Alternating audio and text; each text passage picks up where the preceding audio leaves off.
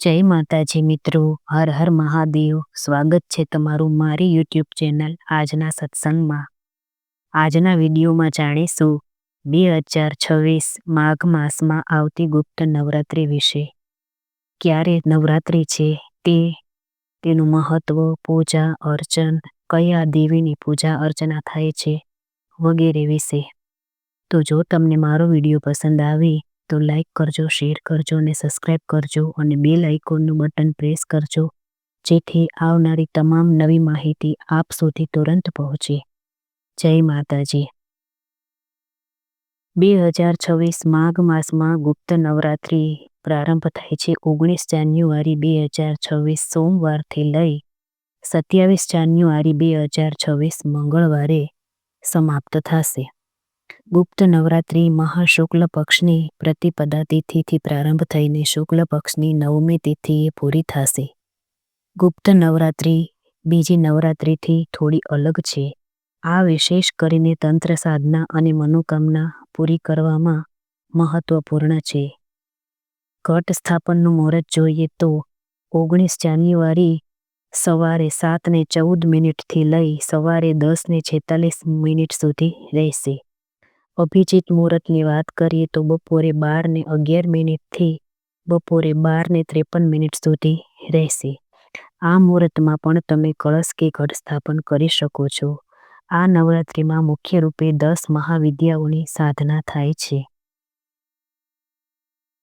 મહામાસમાં આવતી ગુપ્ત નવરાત્રિ વિશે જાણીએ તો જેમાં મહામાયા જોગમાયા દુર્ગાની પૂજા થાય છે।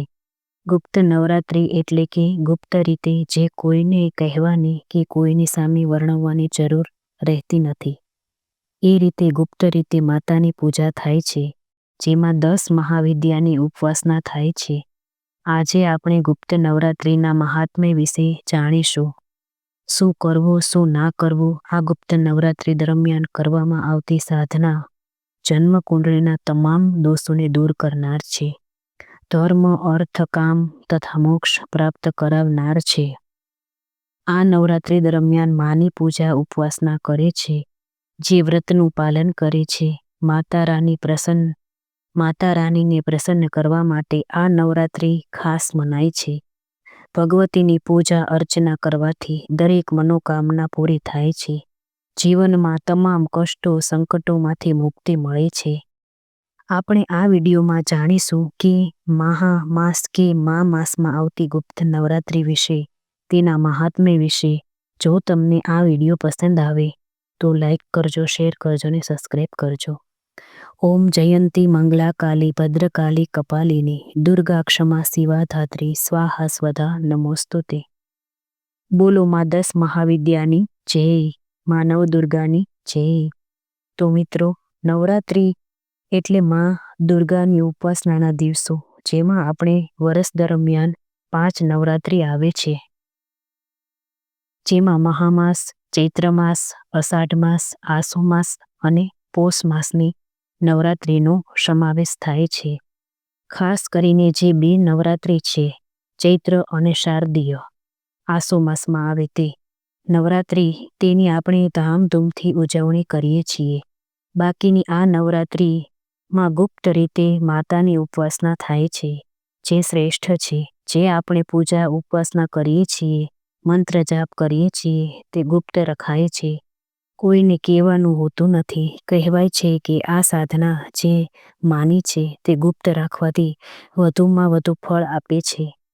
માતા કાળી, માતા તારા, માતા ષોડશી, માં ભુવનેશ્વરી, માતા ભૈરવી, માં છિન્નમસ્તા, માં ઘુમાવતી, માં બગલામુખી, માં માતંગી ને માં કમલા, આ 10 મહાવિદ્યાની મહાપૂજા ઉપાસના થાય છે।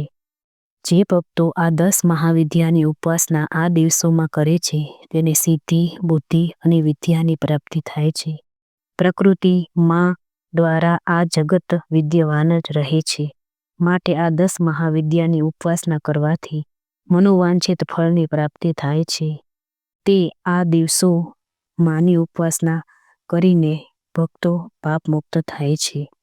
આ દિવસો દરમિયાન કહેવાય છે કે પવિત્રતા રાખી વ્રત કરાય તો માની સામે અખંડ દીવો પ્રગટાવવામાં આવે, ઘટ સ્થાપન કરવામાં આવે તો નકારાત્મક પ્રભાવ અને નકારાત્મક ઉર્જા આ બધું દૂર થાય છે અને અદ્ભુત સિદ્ધિની પ્રાપ્તિ થાય છે. અને તેમાંય પણ કોઈ સિદ્ધ ગુરુ હોય કે તેના આશીર્વાદ હોય તો તેનું તો કહેવું જ શું. આ લોક અને પરલોક સાર્થક થઈ જાય છે. માની અલગ અલગ રૂપની સાધના થાય છે. તાંત્રિક ભક્તો આ દરમિયાન માં 10 મહાવિદ્યાની ઉપાસના કરી શકે છે, જેમાં માં નવદુર્ગાની પણ પૂજા થાય છે. સવાર સાંજ ઘરના મંદિરમાં પૂજા પાઠ, ધૂપ દીપ નૈવેદ્ય ધરાવી કળશ સ્થાપન કરી માતા કુળદેવીના આશીર્વાદ મેળવી શકાય છે. ભોગમાં માતાની પતાસા લવિંગનો ભોગ લગાવવો જોઈએ. અને આ નવરાત્રિમાં માતાની આ સાધના વિશે કોઈને કહીએ તો પૂજાપાઠનું ફળ મળતું નથી. આ નવરાત્રિમાં આપણા ઈષ્ટદેવ દેવી દેવતાઓની પણ ઉપાસના કરી શકાય છે. જે આપણને કુળદેવી હોય તેની પણ ઉપાસના કરવાથી આશીર્વાદ મળે છે. કોઈ નિયમ પણ રાખી શકાય છે આ 10 દિવસો દરમિયાન. આ 9 દિવસો દરમિયાન જેમ કે 1, 5, 11, 21 વગેરે માળા કરી શકાય છે. 9 દિવસ સુધી માં 10 મહાવિદ્યાની ઉપાસના કરી શકાય છે.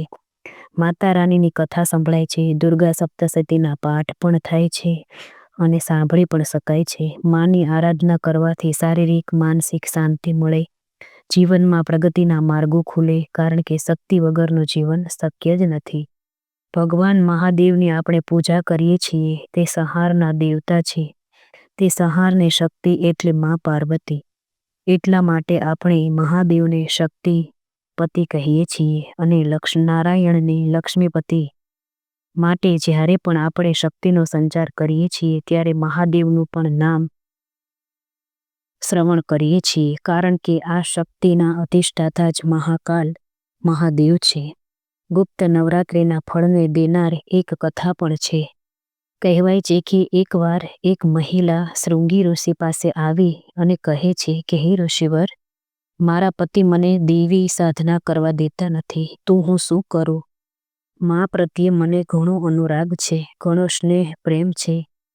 ત્યારે એવું કહ્યું કે જતન કરું, કેવી રીતે પૂજા કરું કે માતાની કૃપા ભક્તિ મેળવી શકું અને મારા પતિને પણ હું રાજી રાખી શકું. ત્યારે ઋષિ આ વચનો સાંભળી તે સ્ત્રીને કહે છે કે માઘ માસની પ્રથમ તિથિથી લઈને 9મી તિથિ સુધીના દિવસોને ગુપ્ત નવરાત્રિ કહેવાય છે. તે દિવસો દરમિયાન તું માની સાધના ગુપ્ત રીતે કરજે. તારા પતિને ખબર ના પડે કે કોઈ આડોશી પાડોશીને પણ ખબર ના પડે. કોઈને પૂજા પાઠ મંત્ર જાપ વિશે કહીશ નહીં, તો આ નવરાત્રિનું તને પુણ્ય ફળ મળશે ને માની કૃપા પણ તું મેળવીશ ને આ ગુપ્ત નવરાત્રિનું પુણ્ય અર્જિત થશે અને તને પાપ પણ લાગશે નહીં કે તે છુપાવીને સાધના કરી છે કે અપરાધ પણ ગણાશે નહીં. ત્યારે આ મહિલા ઘણી પ્રસન્ન થઈને ઋષિવરને પ્રણામ કરીને ગુપ્ત નવરાત્રિનું વ્રતને પૂજન કરે છે. તે માની આરાધના કરે છે ને અંતે શુભ ગતિ મેળવે છે. આમ આ ગુપ્ત નવરાત્રિ એવી છે કે જેમાં આપણે કોઈને કહીએ નહીં કે હું આ સાધના પૂજા કરું છું તો પણ ખોટું બોલવાનું પાપ પણ લાગતું નથી. માટે આ દિવસોને ગુપ્ત નવરાત્રિ કહેવાય છે. આ નવરાત્રિમાં ભક્તો કુંભ સ્થાપન કરે છે. તે ભક્તોના ઘરમાં ગ્રહો શુભ પરિણામ આપે છે. જે ભક્તો અખંડ જ્યોત પ્રગટાવે છે તેના જીવનમાં અંજવાળા પથરાઈ જાય છે. માં મહાશક્તિ મહાવિદ્યાની કૃપા પ્રાપ્ત થાય છે. 10 મહાવિદ્યાના પ્રાદુર્ભાવની કથા કંઈક આવી છે. 10 મહાવિદ્યાનો સંબંધ માં પાર્વતી સાથે છે, માં સતી સાથે છે. શિવા અને પાર્વતીથી એમને જોવામાં આવે છે. મહાભાગવતમાં 10 દક્ષ પ્રજાપતિના યજ્ઞમાં શિવને આમંત્રિત કરવામાં નહોતા આવ્યા. પિતાને ઘેરે થતા ઉત્સવમાં દક્ષની પુત્રીનો જવા માટે આગ્રહ કરવો તથા એ જ સંદર્ભ રોકવાના લીધે સતી ક્રોધિત થઈ અને ઉગ્ર રૂપ ધારણ કરે છે. ત્યારે મહાદેવ ભયભીત થઈ જાય છે અને ભગવાન શિવ પલાયન થવા લાગ્યા. તેને રોકવા માટે 10 દિશાઓમાં પ્રયત્નોનું વર્ણન કરવામાં આવ્યું છે. સતીનું એ એક જ સ્વરૂપ 10 મહાવિદ્યામાં પરિણમે છે. આ 10 મહાવિદ્યાની ઉત્પત્તિ માટે અન્ય કથા છે, જેમાં કાલિકા પુરાણ, નારદ પંચરત્ન, દુર્ગા સપ્તસતી, માર્કંડેય પુરાણમાં પણ આનું વર્ણન કરવામાં આવ્યું છે. સંસારમાં 10 દિશાઓ છે, એ જ રીતે તે 10ની એક સંખ્યા પૂર્ણ રૂપથી પૂર્ણ બ્રહ્મ સૂચક છે, અને 10 જે દિશાઓ છે તેની દેવીઓ છે. તે આ 10 મહાવિદ્યાઓ છે. કોઈ પણ રહસ્યનું આરંભ પણ શૂન્યથી અને અંત પણ શૂન્યથી જ થાય છે. માટે આ 10ની જે સંખ્યા છે તે 1 અને 0 છે, જે બતાવે છે કે સૃષ્ટિ ઉત્પન્ન પણ થાય છે અને અહીંથી જ સૃષ્ટિ લય પણ પામે છે કે શૂન્ય પણ થાય છે. માટે આ 10 મહાવિદ્યા એ સૃષ્ટિનું કારણ છે, નાશનું કારણ છે. જેનો નામ તેનો નાશ એ વાક્યની સૂચકતા સૂચવે છે. એમ જે આ 10 મહાવિદ્યાની ઉપાસના કરે છે તો તેને આનો ભય રહેતો નથી, અભયતા મળે છે માની કૃપાથી. એવી આ સાધના એટલે આ ગુપ્ત નવરાત્રિના દિવસો. આમાં અષ્ટમી તિથિ પણ આવે છે, જે માતાને ખૂબ જ પ્રિય છે અને ખૂબ જ મહત્વ ધરાવે છે.